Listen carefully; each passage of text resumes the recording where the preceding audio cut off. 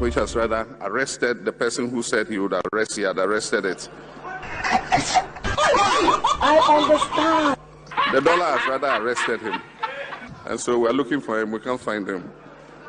I asked the IGP if he had the key so that we could find where Vice President was, and he said he doesn't have it. I understand. I'm still amazed by the stuff that comes out of your mouth. Vote John Dramani Mahama for president. Trustworthy, honest, and reliable. Vote for change. Choose the umbrella. Vote John Dramani Mahama and the NDC.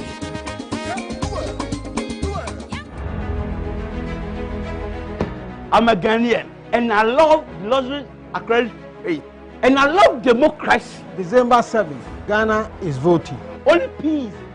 Peace, I give it to you all.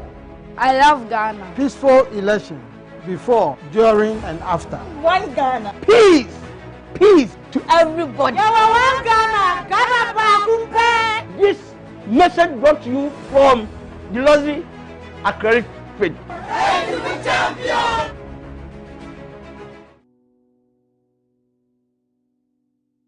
My life wasn't always like this. I worked in a bank and had money in bonds to cushion me for the future. Then, with a stroke of a pen, my life was destroyed. My bank was part of the 420 financial institutions which the MPP government recklessly collapsed. What was to become the life of the workers? No one in this insensitive government cared. And suddenly, I was jobless.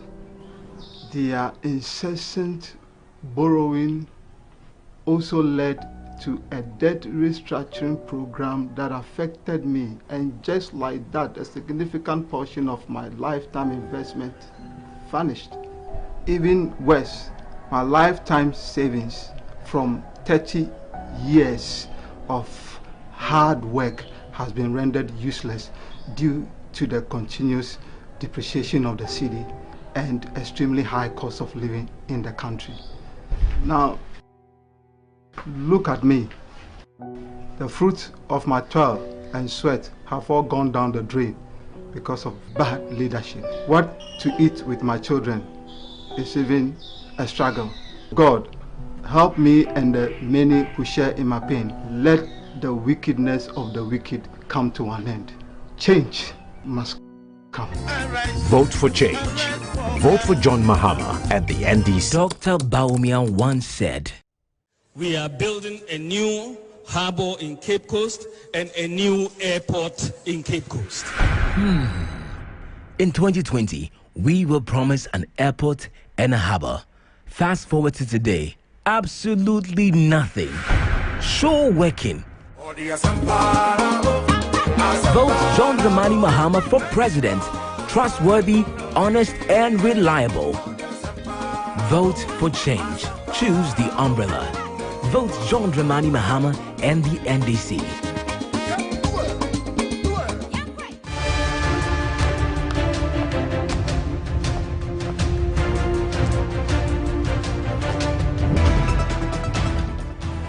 Here's a recap if you have not been following the action. Speaker Bagbin declared 4 parliamentary seats vacant.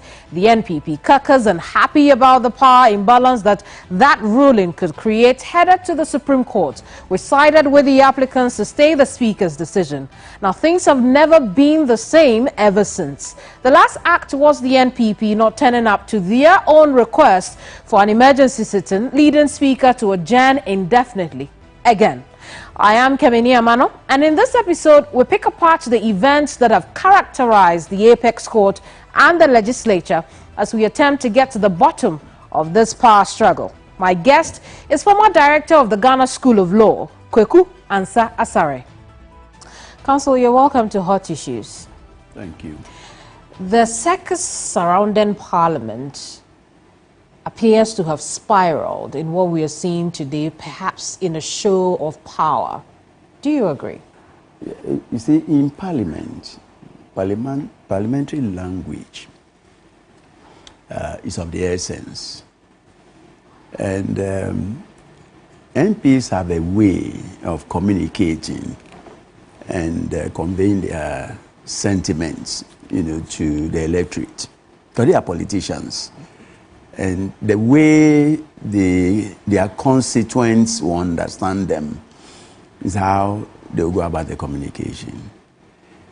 For me, it is not an instance of a show of power as such, but it borders on immaturity,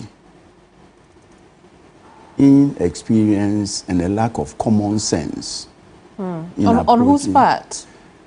On the part of leadership of the House. Okay. When the Speaker, when the whole controversy started on October 15th, some of us were able to predict what happened today as, what was most likely to happen. Now, the one side is claiming to be the majority caucus, another side minority caucus, or vice versa. The Speaker took the opportunity to explain how we got there. Because usually the parliamentary language has not been minority caucus or majority caucus. It's either the majority or the minority. Once you have a hung parliament, some of these things are bound, to occur. Now, when they do occur, the approach to resolving the issues is what matters, right, not the language. Like the unfortunate, language of Afenyo Markin, the Honorable Afenyo Markin, in attacking the Speaker, was unparliamentary, very uncultured.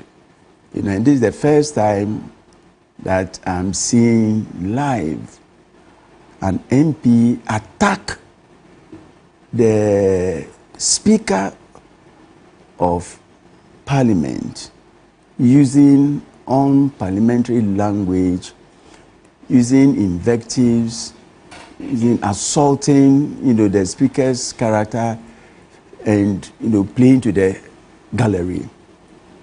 It's unwarranted. It's uncalled for, and I'm glad that the Honorable Afenyo Markin himself recognized the need for decency. Now, a majority leader ought not launch an assault on the citadel of Parliament merely because they disagree with the Speaker. When he was addressing the media, the whole world was watching. This is not, the way a leader, the majority leader, should address the Right Honorable Speaker. And I think that the majority leader or minority leader should apologize to the whole nation, not even to the Speaker, to the nation, because what he has done will forever remain a scar on the conscience, of the nation. This is the first time that I'm seeing, such an unruly behavior on the part of, a majority leader. A majority leader carries the whole nation.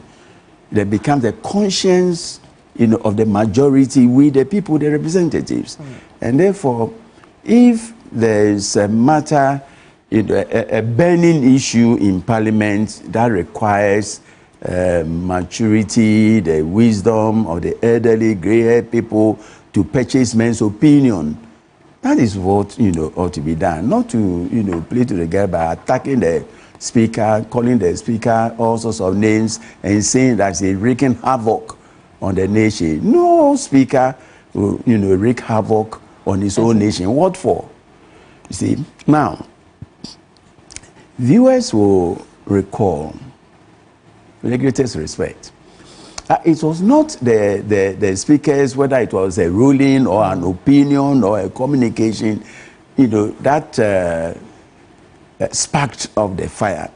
It was the announcement or the pronouncement of the MPP caucus that they will boycott Parliament until the final determination of the suit before the Supreme Court. And the suit has not been finally disposed of.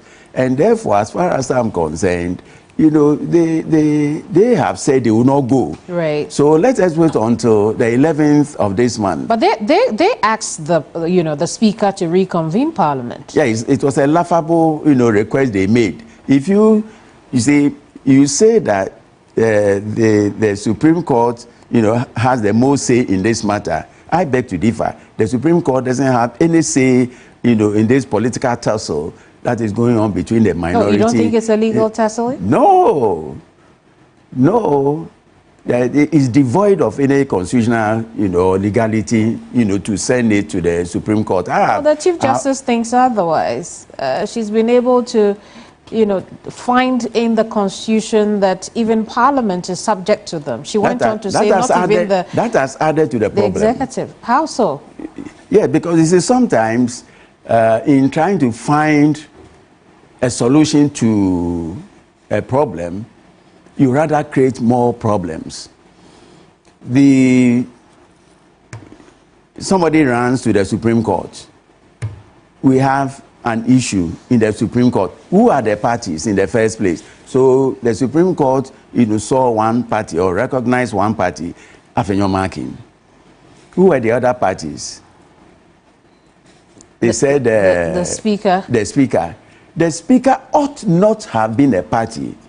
Under the Constitution, under Article 88, Clause 5 of the Constitution, the Attorney General is the nominal defendant. And since the Attorney General had not been served, there was no defendant properly before the Supreme Court.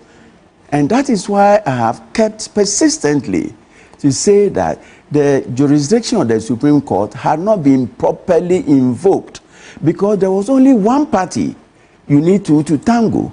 There must be two parties before the Supreme Court. Now, where the Constitution specifies a party, the Supreme Court ought to respect that.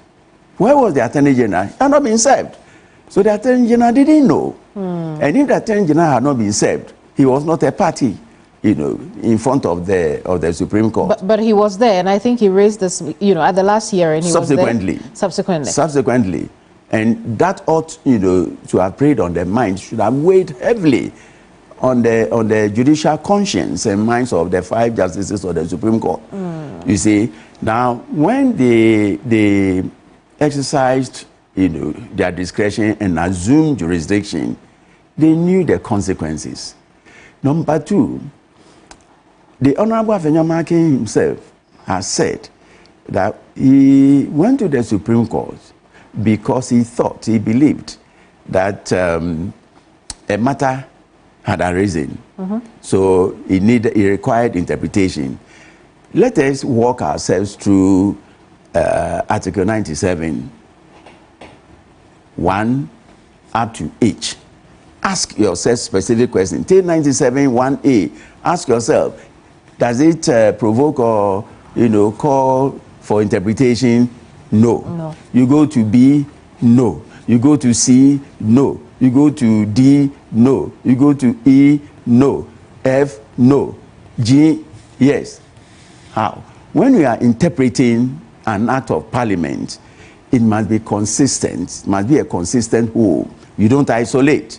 So if 1 up to G or H, make sure that the interpreting, will be wholesome. It will carry all the the substructures.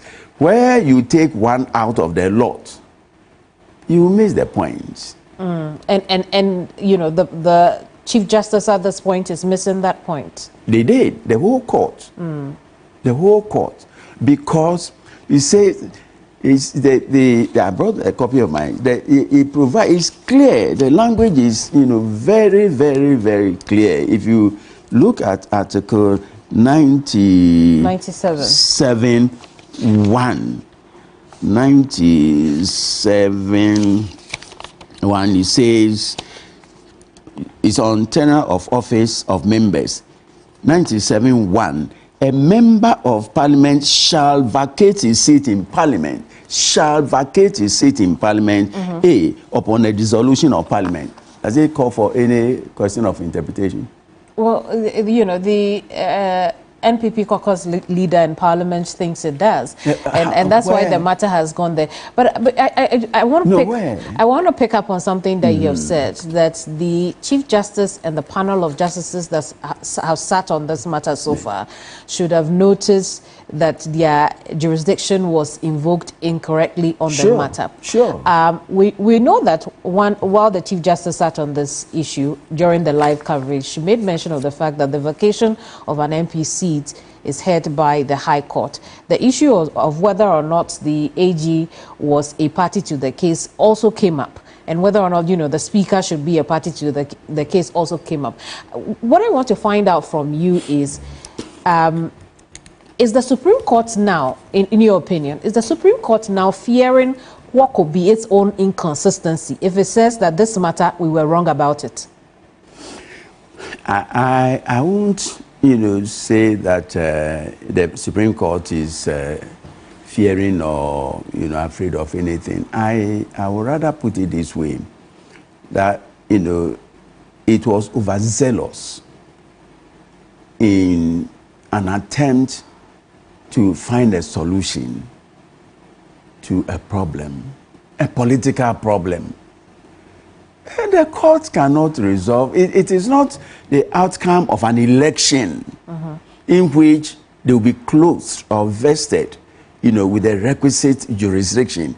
This one, it is a communication that has taken place on the floor of Parliament.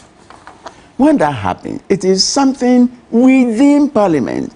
And if it is within Parliament, the long arm of the judiciary does not reach there. That is what we refer to as a political question. So, since the Tufo and Attorney General case in 1970, that has been the law, that if it is a political question, please just, you know, fold, you know, your arms and ask them to go back and resolve the matter.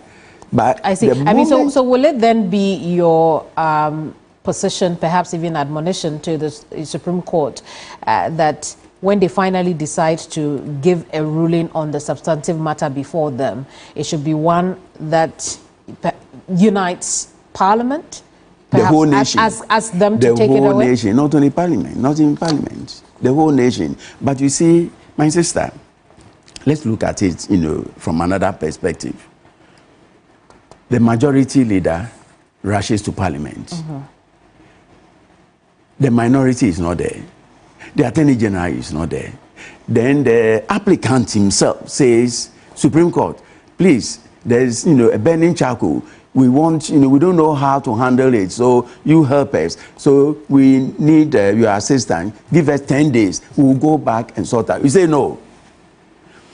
The key word there in our law is shall, that where one party is absent, then if the court is minded to give a remedy in the interim, it shall not be for more than 10 days. The Supreme Court ought to have recognized it shouldn't be for, now it was indefinitely. It means finally, you know, they have made a pronouncement. So when they go on the 11th, what judgment are they going to give? They pronounced upon it already. I mean, it would also be an opportunity, if indeed the Supreme Court has made a mistake, as you're saying, to undo the wrongs that they have done. Oh, in Ghana? No. It won't happen. It won't happen. Why so? You see, the moment the whole nation descended on the Supreme Court, the next opportunity they had, if a court makes a mistake, it has an inherent power to correct that mistake. So it would have taken advantage to say that all of you are here. Now we made the order. You know, on the spur of the moment, we thought, you know, it was the wisest thing to do. But we now realize that we rather added to the problem. So we are vacating the order and urging leadership of the House to go back and find an amicable solution. That should have been the approach. Right. Now the Supreme Court has become in the center of the controversy. So the Speaker says this. Now the majority leader has come to attack the Speaker publicly. Now, having attacked the Speaker, how is he hoping to go back to the same Speaker he has attacked to say, that let's go and talk? The Speaker will also attack him. That is why on the 18th, when I spoke on this issue, I said it was likely to create a situation of constitutional lawlessness in the country, and that is what we are seeing. And that is exactly what we are seeing. Yes. The Speaker is worried about the precedents this could set, and he talks, perhaps not talk directly about it, but he's worried about what appears to be a collusion between the judiciary and the executive. What do you think about that? That would be an unfortunate word, or expression, so to speak. I don't think that the judiciary will collude, with the executive. I mean, that will suggest that, they are in bed. The judiciary, is in bed with the executive. I don't think that is what is happening. What I believe has happened is that over the years, particularly the incumbent president has abused his position, his appointing powers under the Constitution. He's abused it. How so? He's abused it he's a lawyer. The president is a lawyer. And the president knows, as a lawyer, that the legal profession, seniority, is the key word. Seniority is the key word. And he has been an attorney general before. He's been involved, he's been president of the regional, bar. He's been involved in processes of, appointing justices, to the superior courts and other things. And he knows that, under the Constitution, under Article 144, Clause 6, if a vacancy occurs, there's a way, that it must be filled. Now, over the years, what the current president has done, and I believe Mahama also did it.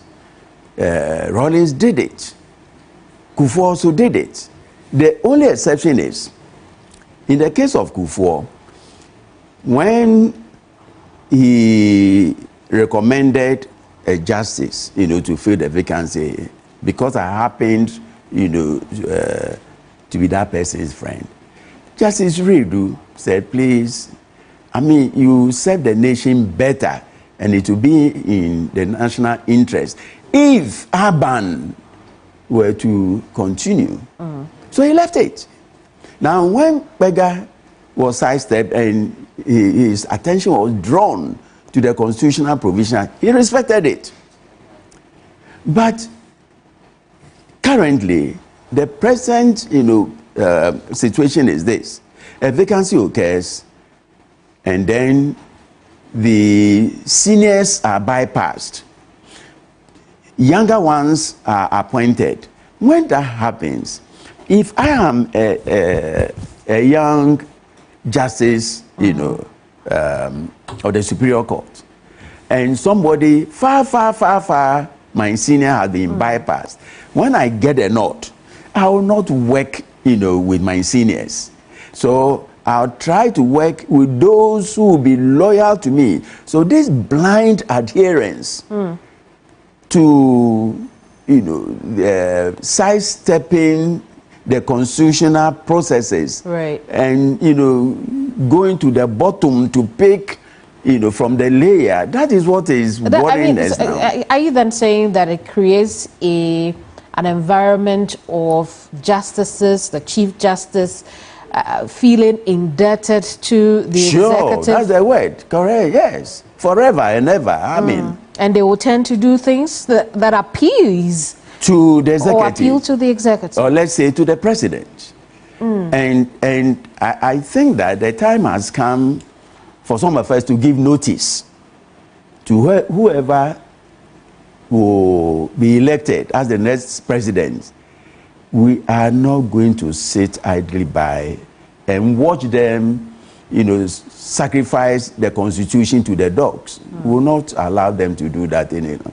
We have allowed Nanado, you know, far too many chances. I see. So do you then see how the current constitution of the Supreme Court, and particularly, you know, those who are sitting on this case right now, there are those who feel that they have put themselves in the position for people to draw the conclusion that you're doing this in tandem with the executive? I'll not say all 5 of them. I'll single out the Chief Justice. Her body language on that day, her body language was, you know, it was so what?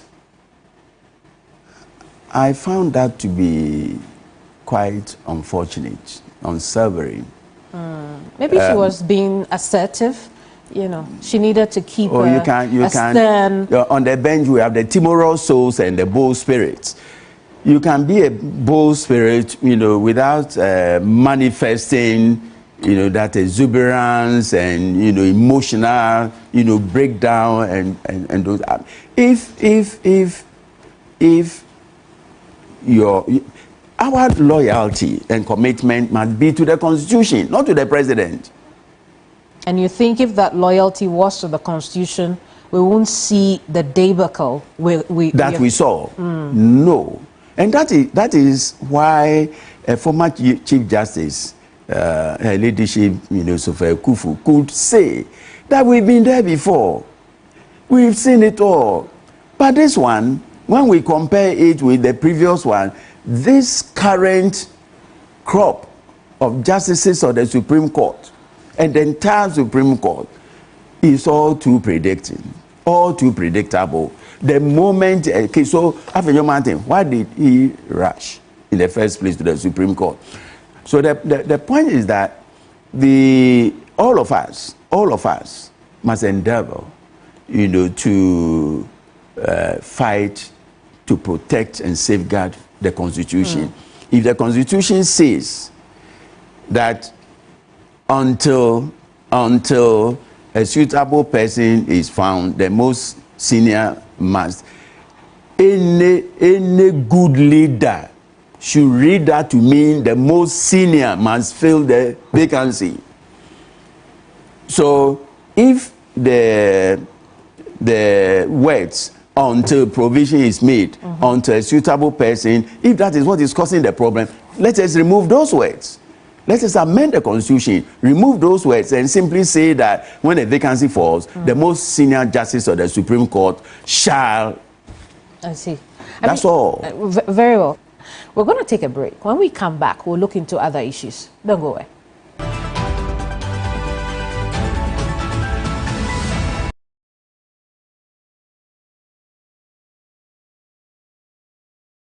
I lived at Angloga and I had my basic education at Way, a town in the Volta region of Ghana. When I was at JHS, it wasn't easy for me when it comes to my financial aspect because my mom is a seamstress and as well as a trader, and my dad engages in farming activities. But God being so good, the government of Ghana brought up this free SHS policy. So I'm so happy that the government have brought up this policy. That is making me also to have access to secondary education.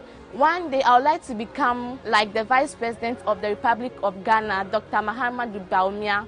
That is, I want to become an economist. He is my role model because I believe he has been one of the best economists ever in the world. Protect free SHS. Vote Dr. Bawumia, #1 on the ballot. Over 5 million children have benefited from free SHS. Protect free SHS. Vote Dr. Bawumia, #1 on the ballot.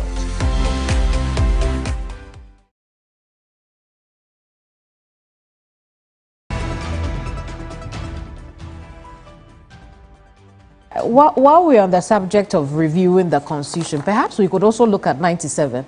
Because the bigger picture then is, if you look at people who talk about the history of why that was included to prevent cross-carpeting, then also we seem to be discouraging independent minds in Parliament. Perhaps we should review that as well, so that people can feel free and be with whichever group they plan to be with. That's the more reason why it should not be reviewed.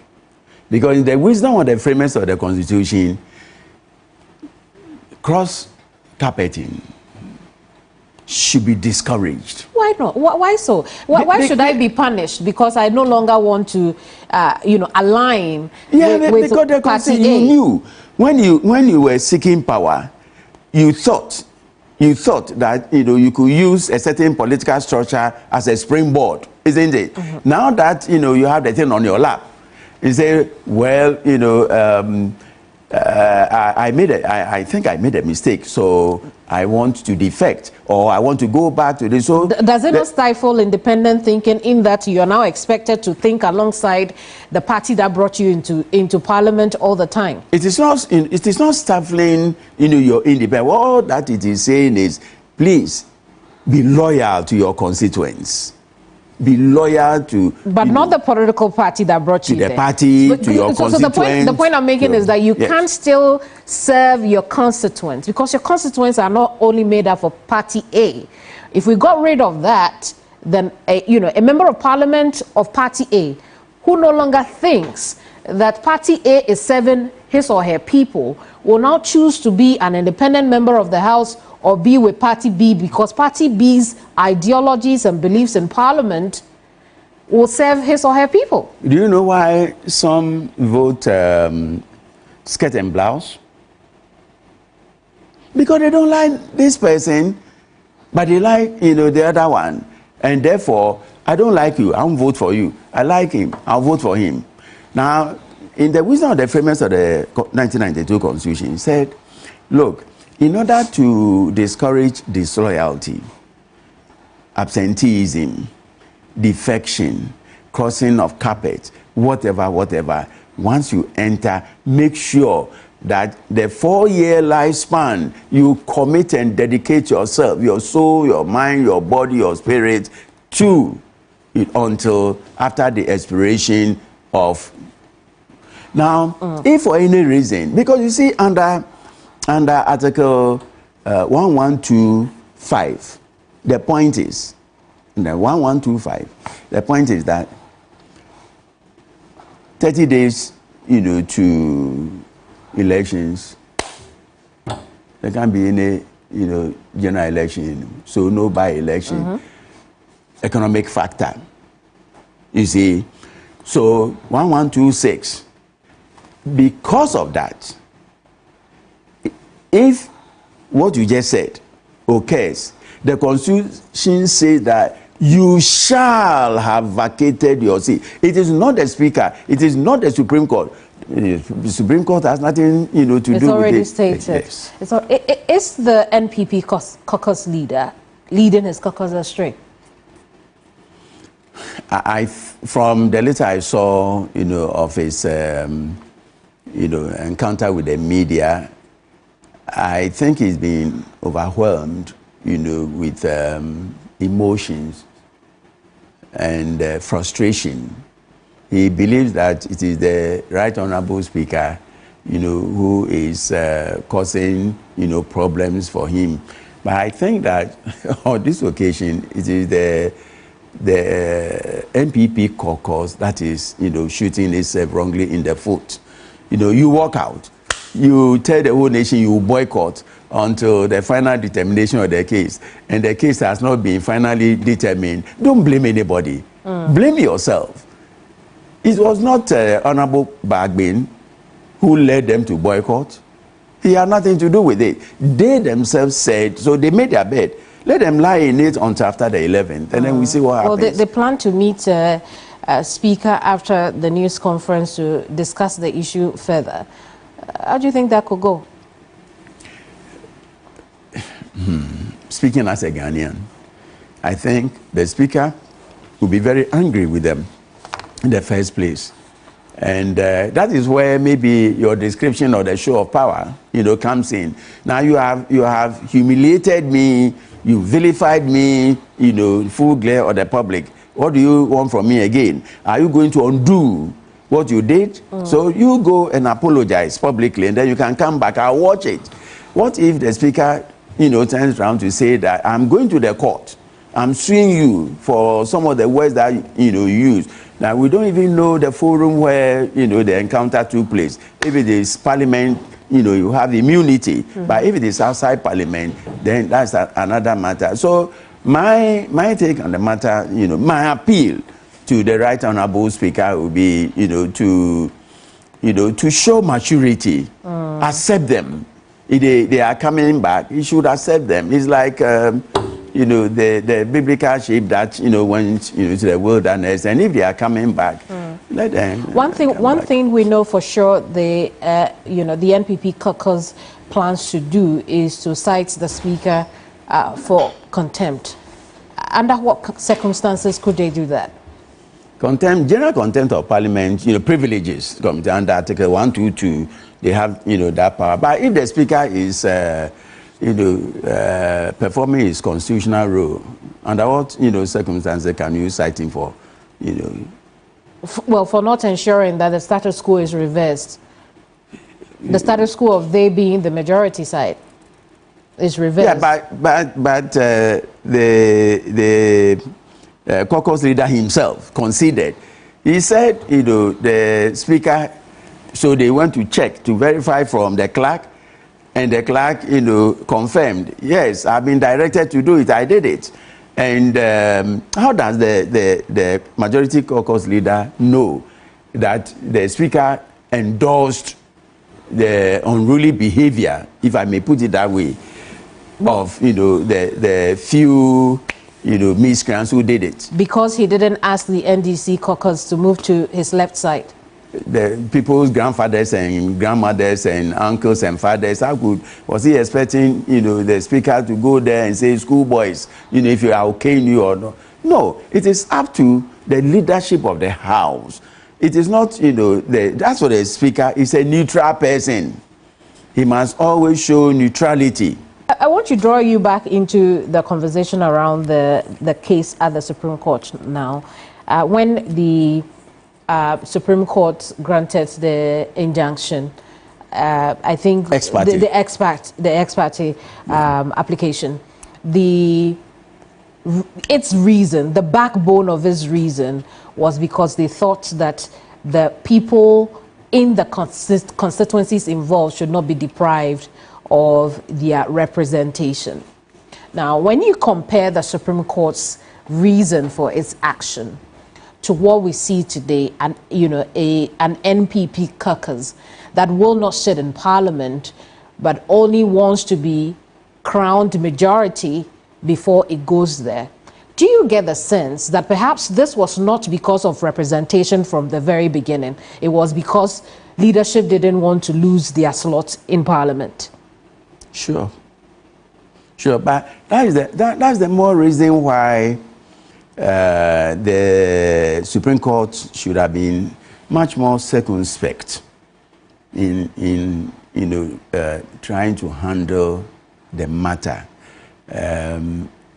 Maybe, just maybe, what has happened, might be a useful lesson to the entire nation.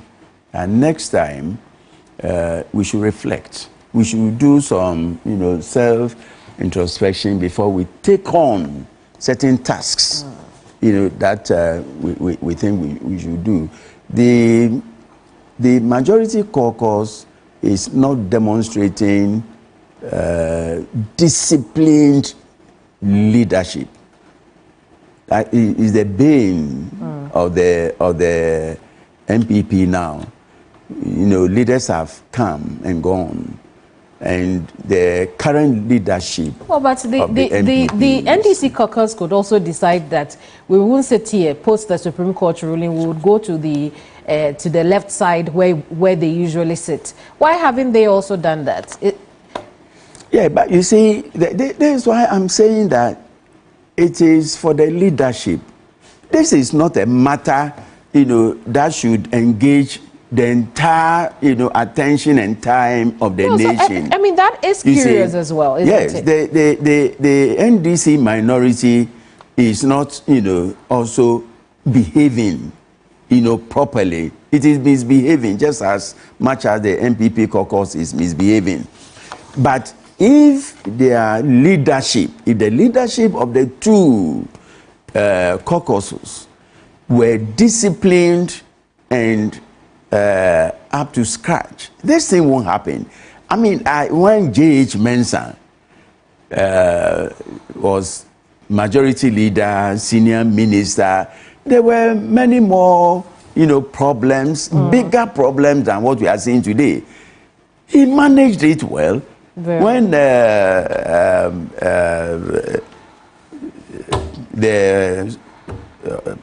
what is his name? The Achim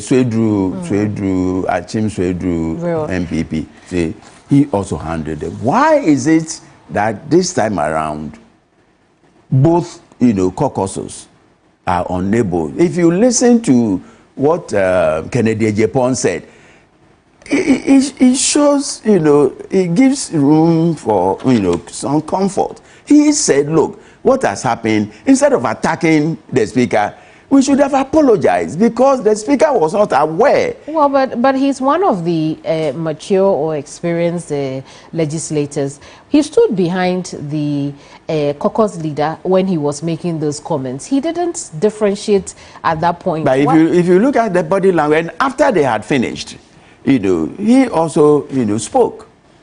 So what I've just said, is taken from, the remarks. But that also means that the mature heads that you expect to be involved in this are also just looking on in Parliament. But he said, you heard him say that, I mean, he is not, in the leadership now. He made it quite plain. So it means some internal infighting. Because if the person said, well, this is what we should have done. But someone who said, me, I'm not part of the leadership. So it speaks volume. That's what it tells you. Yes. That's what it tells you. I want to, piggyback off something the speaker said during his own news conference. He says, look, what I said was not a ruling. It was just a communication to the House. The Supreme Court during its first hearing considered that a ruling. The Chief Justice goes on to say why she thought that was a ruling on the floor of Parliament. The Speaker's explanation now, how does that change the dynamic of the case if he said it wasn't a ruling? Well, I think he's been consistent in telling the nation that what he did was just to communicate. The Constitution says that if a vacancy does occur, as a result of the instances, circumstances outlined in the Constitution, then the Clerk of Parliament shall notify the Electoral Commission, the Clerk of Parliament. And once the Clerk of Parliament notifies the EC, then the EC will in turn, engage the Speaker. And that is what, happened. So if you look at the black and white writing of Article 97, 1A, and the vacancy declarations, it's quite clear that it is the Constitution that had already decided. Right. So if the Speaker now says that what I said in Parliament is not a ruling, it's communication, how does that change the stature of the case that the Supreme Court is looking at now? It won't affect it, because whether it is an opinion or a communication, as far as I'm concerned, it is neither here nor there. The Constitution says that shall vacate. So it is not the Speaker. The Speaker doesn't have to make any ruling. The Speaker doesn't have to express any opinion. It is the Constitution that says, if you defect, you shall be deemed to have vacated your seat, period. And a communication to that effect has been made. Whether it is an opinion, if it's an opinion, it's incapable of proof. In law, an opinion is not capable of proof. So if the Speaker now says that it was an opinion that then he's telling the whole nation that, as for me, what I said was in line or in tune with the Constitution. But again, that to be, be playing around, the main issue. What did he do? He should be bold to tell the nation what he did. Now, if he says that, it was not a communication, but the Constitution says he shall communicate. So what he did amounted, to a communication, period. Now, the question is, how do we come out of this mess? One or two things.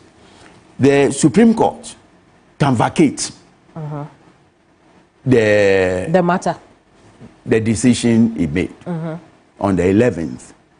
But I am not the Supreme Court. So what they are going to do, I cannot go there.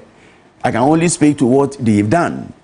That if I were, the Supreme Court, and see what is happening, in order to bring the two, advocate, and then let us find a consensus building now, involving the Council of State, Parliament, as for the Judiciary, because it will go back to them again, we can leave them out. But in seeking or trying to, find a consensus building, I think the Chairman of Council of State and the previous Chief Justices and this thing can, act responsibly. Well, I think they have been involved. I know that the Council of State has met the Speaker, the Peace Council as well has met with the Speaker.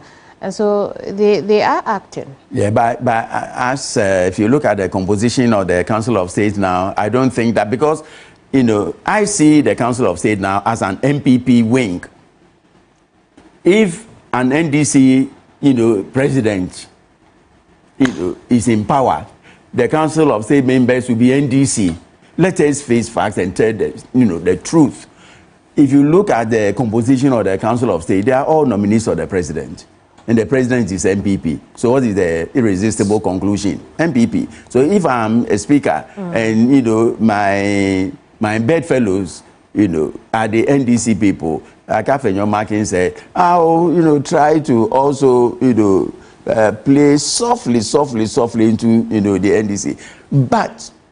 But the speaker, the current speaker, has demonstrated that he is very neutral and objective. All he's seeking to do is to build a very strong parliament as one of the institutions of governance. So as far as he's concerned, he's neither NDC nor MPP. So far, so good. So far, so good. Yeah. We know that the Attorney General had raised issue about the lawfulness of the Speaker being represented by a private practitioner of the law.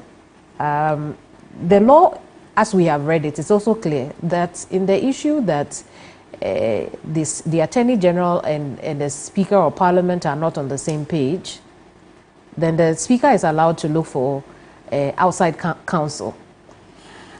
Well, if you look at Article 88(5) of the Constitution, the Attorney General is the nominal defendant. In such politically charged, legal controversies, I don't think it would be very wise, for the Attorney General to represent the Speaker.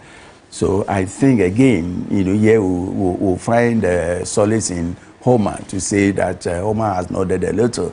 The framers of the Constitution did not anticipate, this kind of situation occurring, and therefore did not provide for it. So the Speaker will be right in, engaging counsel, of his own job. Because if you look at but Public Procurement Authority has decided not to pay for it. They rejected the Speaker's request to pay, the private practitioner for his services.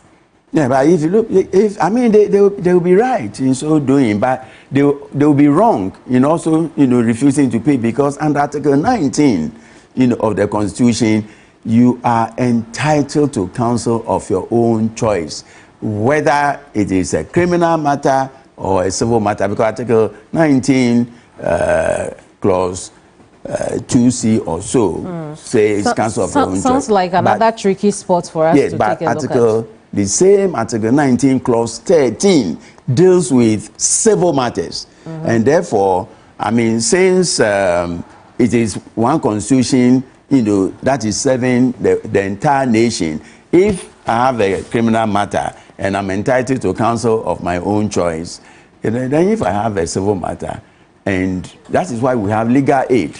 If I find I'm indigent, yes, it can be paid for. So yes and no. I see. We'll see how this plays out in the coming days. A lot more to talk about. We'll take a break. When we come back, we'll look at those issues that are of utmost importance to this discussion. Don't go away.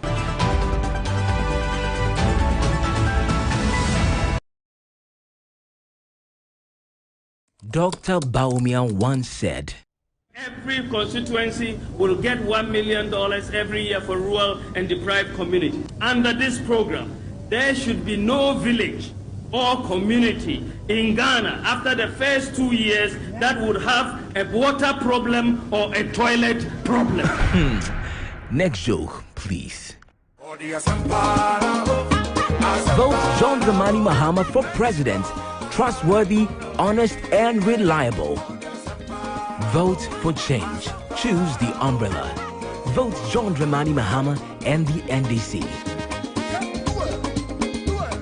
Dr. Baumia once said, but if the fundamentals are weak, the exchange rate will expose you. Dr. Baumia, when your fundamentals are weak, your exchange rate will expose you. That time now, $1 to 4 cedis. And today, 11.5. The rate of depreciation. What are we going to say? $1. India, a Turkish near Medinica, Ewo, Dosa or the Bremi. And me money deposit. Not dollar, no. 6 cedis to $1. In August 2022, over $100,000. I have the evidence. Between 1,550,000 Ghana cedis, meaning the dollar was 15 cedis, 50 pesos. Where were the strategies? The dollar, which was selling at 4.2 Ghana cedis in 2016, is today selling at about 17 Ghana cedis. Prices keep rising. Businesses are collapsing. Yet the so-called economic messiah is dead silent and totally clueless about how to fix it. Vote John Dramani Mahama for president. Trustworthy, honest, and reliable. Vote for change. Choose the umbrella. Vote John Dramani Mahama and the NDC.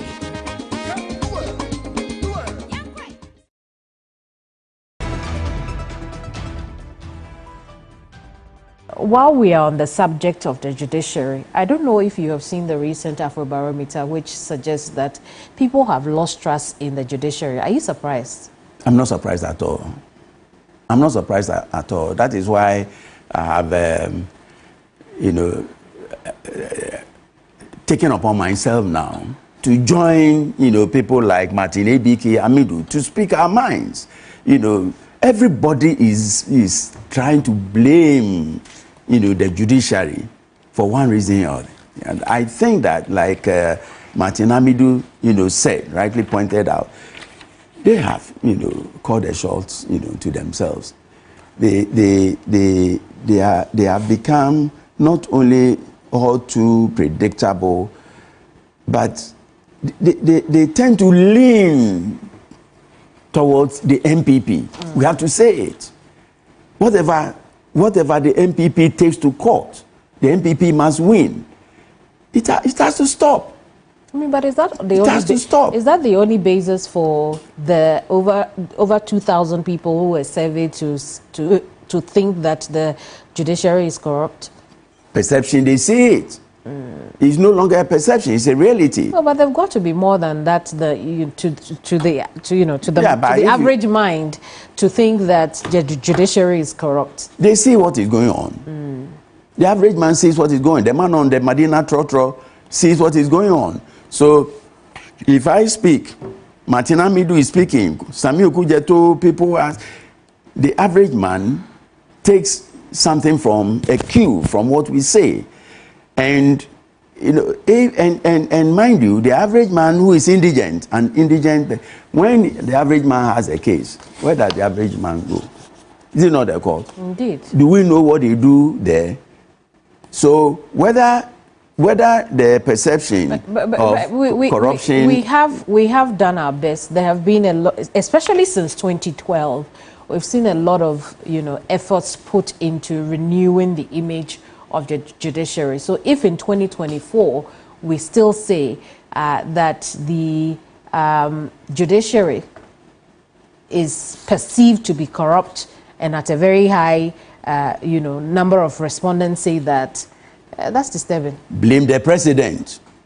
The current president? Blame Nana Akufo-Addo. Uneasy lies the head. Blame him. If the appointments lack transparency, the perception over there is that the appointing authority has compromised itself in the appointment. Don't let us blame, the personalities in this drama. Blame the president.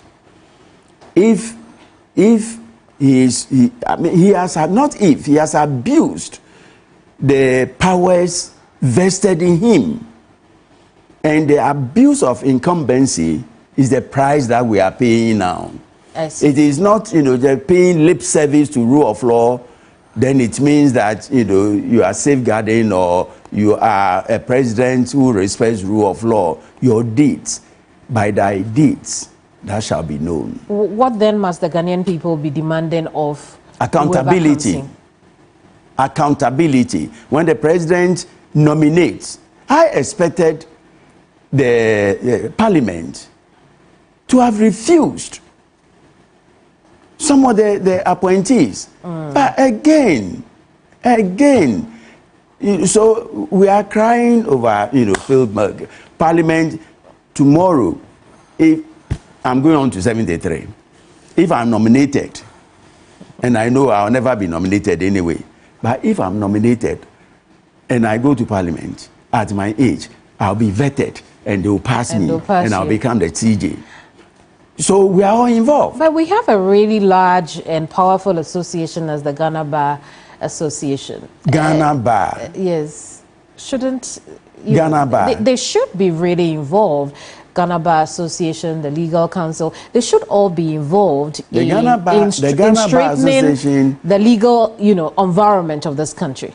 The Ghana Bar Association, with the greatest respect, is slavishly kowtowing to the corridors of the judiciary. Anything the Chief Justice does is good. It's like Animal Farm. It's like Animal Farm. Or 1984. So until you see, if you have a very strong bar, you have a strong judiciary. So now, what is going on is a reflection of the fact that we have a very weak bar and therefore a very weak judiciary. Until we stop our blind adherence and loyalty to Chief Justice, therefore the Chief Justice becomes a demigod. Attorney General, therefore the Attorney General becomes a demigod. Speaker, therefore Speaker becomes a demigod. We should have our lawyer put all our loyalty into the Constitution, not to human beings. Right. I've said it, and I'll say it again. All of us are not above the law. We are subject to the law. Whether you are president or Chief Justice, including or the Supreme Speaker, Court, or Attorney General, we are all subject to one law. There are not two laws. So this, culture we are building of, you become a minister of so and so, you are approachable or unapproachable, you are untouchable, you are this, you should stop. Just before we round up, the threat to cite the speaker for contempt, is it just hot air? No, it's hot air. Hot air. I dare them. It's hot air. Thank you so much for coming. Welcome. Kweku Ansah-Sare is former director of the Ghana School of Law. We've discussed the Judiciary, the Supreme Court versus Parliament, and the conduct of the leadership of Parliament at this point. Watch this again on Facebook and on YouTube. I'll see you same time next week. This is Hot Issues, and I'm Kemini Amano. Bye-bye.